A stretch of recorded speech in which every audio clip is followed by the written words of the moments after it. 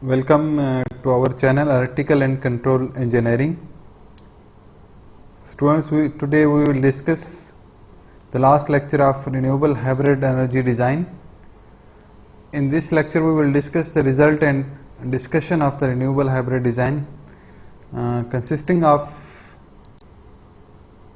different renewable energy sources combination along with conventional sources to give us a very low value of levelized cost of energy, minimum value, optimum value of levelized cost of energy. So first of all, let's discuss. We have simulated the following projects of renewable hybrid energy optimization, and there are many more, but we will only discuss. We are only showing the 6 projects, and some of them we will also simulate them, and we will also discuss the results of these optimized designs. The first one is the grid connected project that has a solar energy, solar PV modules, and there is instead of battery bank there is a hybrid car and home load optimization. This is a grid connected project. This is a small home project. That was a small home project, so we optimized it. That has a solar hybrid and load optimization. This was a grid connected. The second one is also a grid connected optimization project that was consisting of a wind and battery system. There was a wind power available, and there was a battery bank, and this project was connected to a grid. This is also a home project, small homes optimization project. And the third one is a optimization of renewable energy sources. It consists of solar energy in combination with other conventional sources like biomass and gasifier. This one doesn't include the wind. This was standalone mode project. The fourth project is also a standalone mode. It consists of solar energy and battery sizing. We have to optimize the project, that design, to meet the load demand, having specific solar PV modules and specific we have to optimize the size of the solar PV module and the battery banks. The fifth one is the also standalone project that consists of wind energy, solar energy, battery banks. So we have to optimize the size of the battery bank, the solar and the wind. This is also standalone project. And the last one is also standalone project, which consists of wind energy, solar energy, and in combination of all these solar, wind, battery bank, there is a diesel generator as a conventional source as a backup, as this is a standalone mode. We have to optimize the combination of this wind energy, solar, battery bank and the DG operation. So if you need similar projects, you can email us, given in the description. We will help you. So let's simulate a project. So let's discuss a project that consists of solar PV modules and battery bank. We have to optimize the size of that solar PV modules and battery sizing. This is a standalone project. So let's run it. So it will take a little time. After some time it will converge and it will give us the results. Currently it's running. It has two variables, x1, x2. The x1 is the size of the PV modules, that solar plant, and x2 is the size of the battery bank.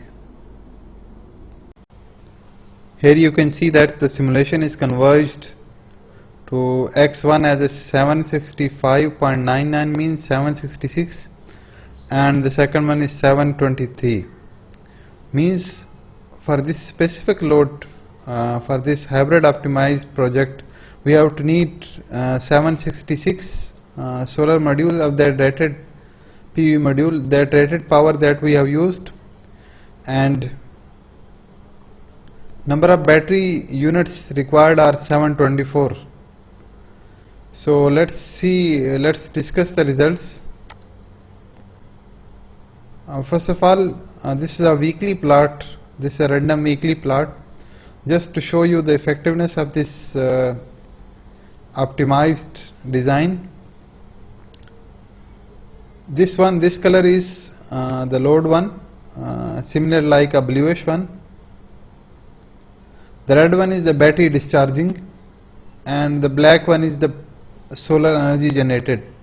So you can see that in the daytime, when the solar is available, this load is met by this solar PV module. At the same time, the extra energy is being provided to the battery bank to charge it.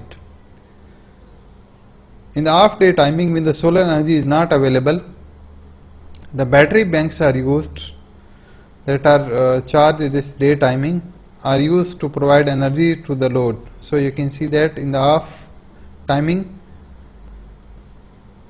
battery bank is providing energy to the load. So the next graph is about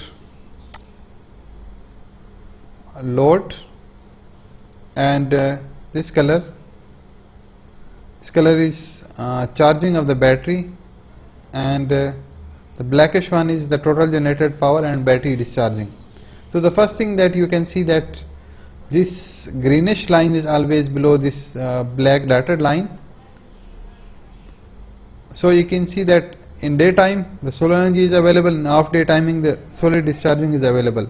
So we are ensuring that in each interval time that the load is met by either by the battery bank or by the solar energy available. So load ensure availability, load power supply is ensured. The next thing is this graph, when the sufficient solar energy is available, you can see that this graph, that's battery charging. The extra energy is being provided to the battery bank to charge it until it is fully charged. The next graph is about charging and discharging characteristics of the batteries. So in this specific 1 week interval, you can see that the charging and discharging of battery. Ideally, for 100% round trip efficiency battery, this area, charging area, should be equal to this overall discharging area. You can see it's equal, but it may look that this peak is a longer one, but the area of this its area is equal to this one. So these energies should be overall integrating our specific period should be equal. So it is the charging, battery in is the charging of the battery out means the discharging of the battery. The charging and discharging profile of the battery.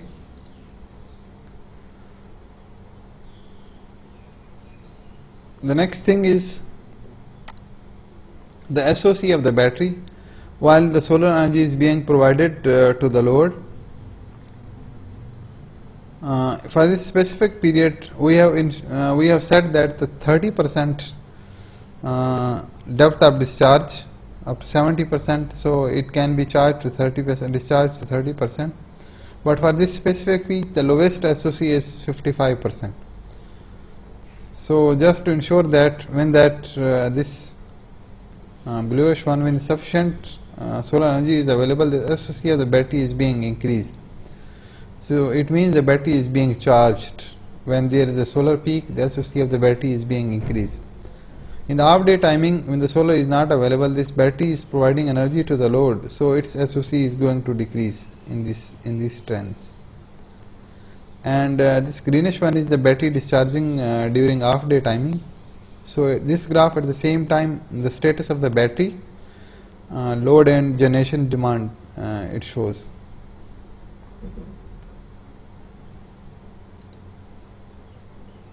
The next one is the PV single module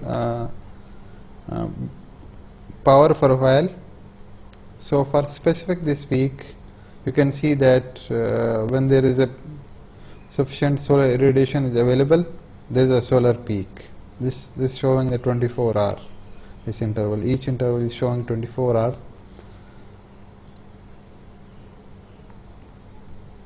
The next graph is about the SOC of the battery. So for a specific time it's showing the SOC of the battery. In this specific, the depth of discharge is 80%, so battery can be discharged to 20%. So you can see that the battery is being discharged in this status to 22%. It can go to 20%. Allowed one is 20%. So for different, when there is a load, energy is drawn by the load from this battery, then the SOC of the battery is being decreased. When the solar is available, and it's again increased. So increasing, decreasing, and when there is a load peak, and then it can be more discharged, and the solar is not available in this status. So the energy will be provided by the battery. And the last graph is the levelized cost of energy against the converter efficiency. So in our case, the levelized cost of energy is almost $0.235 per kilowatt hour. This is the generation cost, power generation cost per kilowatt hour per unit of energy. So it can be seen that when there is a converter efficiency, this is at 80% efficient. When is 100% efficient converter is available for the same model, then the levelized cost of energy can be reduced to $0.19 per kilowatt hour. The reason is that when the efficiency of the converter is increased, then it means that no losses, converter losses will be there. So the most energy will be, instead of wasting, it will be provided to the load. So overall cost of the energy will be reduced.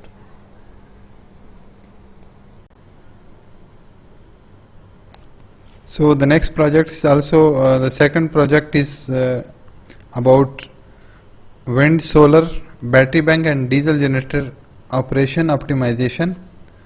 So it consists of wind, solar and battery bank, and the diesel generator is also installed on the site. So let's see the simulation. So let's run it. Here you are seeing that the simulation is running. It will take some time to converge. You can see that after several minutes running, the algorithm is converged. So this is a PSO and GA simulation. We can simulate it for ABC, whatever optimization algorithm we have, like differential evolution, GA, PSE, ABB, and other all global optimization methods. So here it is converged. The solution is that the wind turbines are almost 50 wind turbines of that rated capacity, almost 447 solar plant, so 447 kilowatt, and 82 battery units that we have used. So that's the optimal solution, and the annualized cost of the system is almost 1.6 into 10 power 5 dollars per year, and the levelized cost of energy is $0.1789 per kilowatt hour. So let's see the results. The results are more or less similar as shown in the previous one. This is the SOC increasing and going down till the depth of discharge, that's 20% in this case. Next one is the battery load, battery discharging, total generation, and etc. etc. In this case, the solar and the DG is also available, and this is the battery charging load, and that's the only wind power and battery out. This is not total power. Solar power is not shown, and diesel generator power is also not shown there. This is the battery characteristics, battery bank characteristics. Similarly, this is the load, wind, SOC, battery discharging profile, and likewise here it's the load demand and renewable energy, and this is the SOC of the system throughout the year, battery bank throughout the year. You can see it. This is the minimum is 20%. As we are our depth of discharge is 20%, and the maximum is 100%. So while simulating any optimization algorithm, any hybrid optimization, like any other optimization, there should be certain constraints and there should be certain bounds. So the first one of the constraints in this simulation is the minimum SOC of the battery. In this case, in our case, is 20%. So you can see that it's fulfilling here. The second constraint in our case is load should be met in each and every time. So either by renewable, either by the DG or whatever your combination suits to produce the minimum cost of energy. And the third system is a grid connected, consists of wind turbine and battery units. So let's run it.